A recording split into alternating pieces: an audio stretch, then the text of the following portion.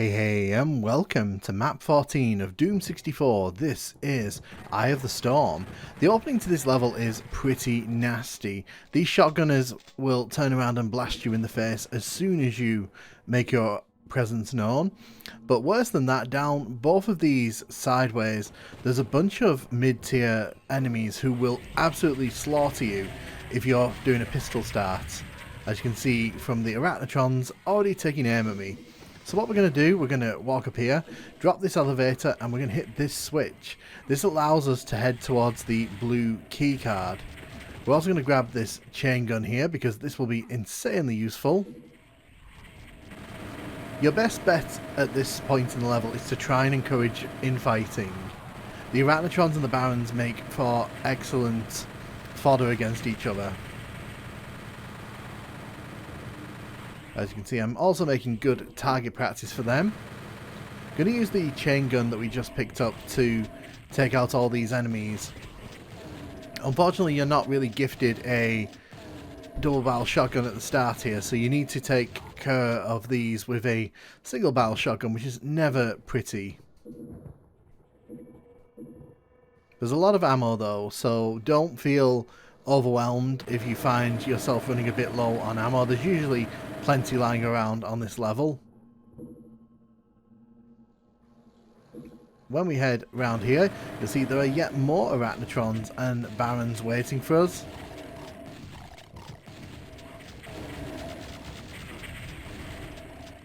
Once again, we're going to let the infighting sort of do the heavy lifting for us here, just because if we sort of try to take down all these enemies, we're going to blow through a whole bunch of ammo. It's going to get pretty messy, although, to be fair, getting hit with that fireball was also pretty messy.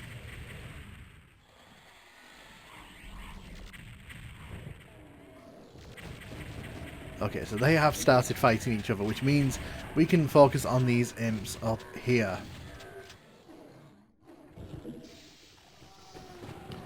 Gonna quickly hit this switch here. That will lower the blue key card, and we will be going gain that in a second. But you can see to the right there's a BFG, and of course we want the BFG. The BFG is very much desired. And how do you grab it?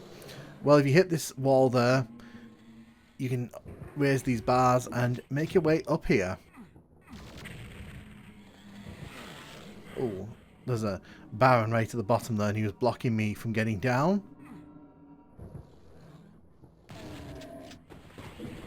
I don't think he's going to have much health left anyway, so we're just going to finish him off.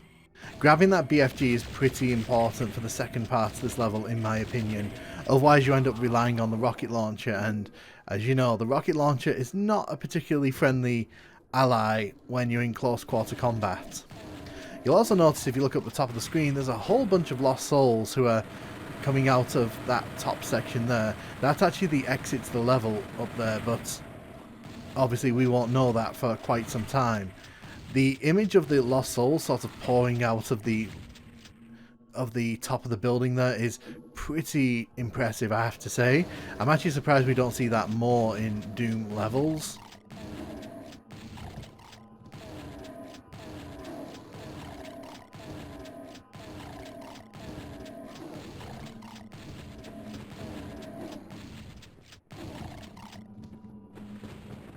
Are there any more enemies around here? So those pinkies appear when you hit those switches, and also I think when you grab the blue key card. You can see there's a rocket launcher here. Definitely want to grab that. So when we hit the blue switch here, we can go into the second part of the level, which is filled with mancubuses. But around this corner, absolute nightmare. I think on the top difficulty there's 3 pain elementals, and because they shoot pretty frequently, and they shoot 2 of them, if you do not clear this area quickly, this can become a mess very quickly, which is why I'm just kind of launching rockets down there. I'm not giving them a chance to release lost souls into the level.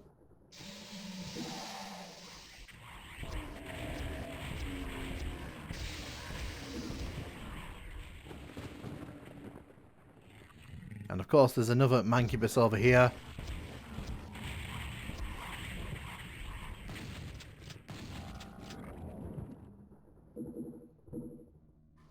that's where you can come through on the other side as well. But you do need to hit the blue switch on the other side.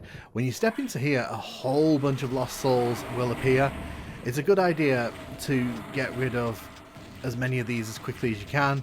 The lost souls on the high difficulties in Doom 64 can be hyper aggressive, and they can leech away your health, in particular when you don't have any armor. Grab that med kit there.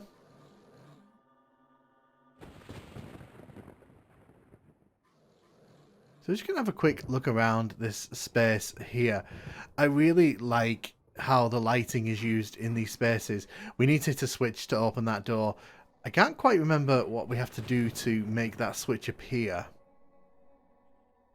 Just having a quick nosy around. It's a very visually pleasing level, this one. Like a lot of these hell levels in Doom 64, there's a lot of attention to detail, and the use of lighting really does add so much. Interesting. I'm not quite sure what I did to make that appear, but I'm not going to complain about that. Of course, when we go into this door here, there's a bunch of barons. There's also some imps there that we managed to kill. There's a few shotgunners off in the distance. They're just here to sort of pick away at our health. We don't really need to worry too much about them. That being said, shotgun guys can be a nuisance on higher difficulties just because they have this weird ability to sort of be in the wrong place at the wrong time. And when you don't have any armor, it can turn into a bit of a dicey affair. See, good example is there. That shotgun guy got a nice shot off on us, and that one got another nice shot on me. So even though these are not particularly dangerous enemies, you got to be really careful with them. Goodness.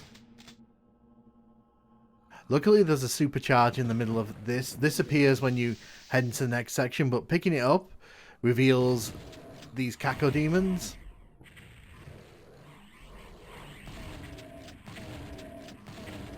So I'm going to ask you guys now, while this cacodemon here is doing a little jig for us, do you prefer the original cacodemon design, or do you prefer this brown design?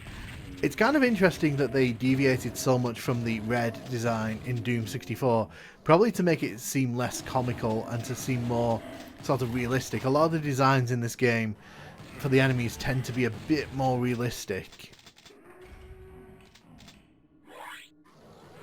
But I'd love to hear what your thoughts on the cacodemon designs are, and which one do you prefer? There's more lost souls outside here, but we've got more than enough shotgun ammo here to deal with this. If you don't have much ammo at this point, well, I'm sorry to tell you, you're probably going to get bitten to death. And as I mentioned earlier, we're at the exit of the level, so you can see down to the starting area. I do like this level. Again, very tightly designed, very interesting, lots of fun little encounters.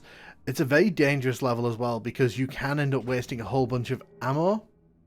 I thought that was the end of the level. No, we have to walk onto this teleporter. I do like this level. It's very fun to play through. Quite a challenge as well. That opening section from a pistol start in particular bites very hard, and it very much showcases that this game can be a real challenge when the design sort of lends itself to that in these levels. But let me know what you thought of Eye of the Storm. Did you like it? Did you hate it? Are you enjoying these hell levels so far? Let me know in the comments, and thank you so much for watching.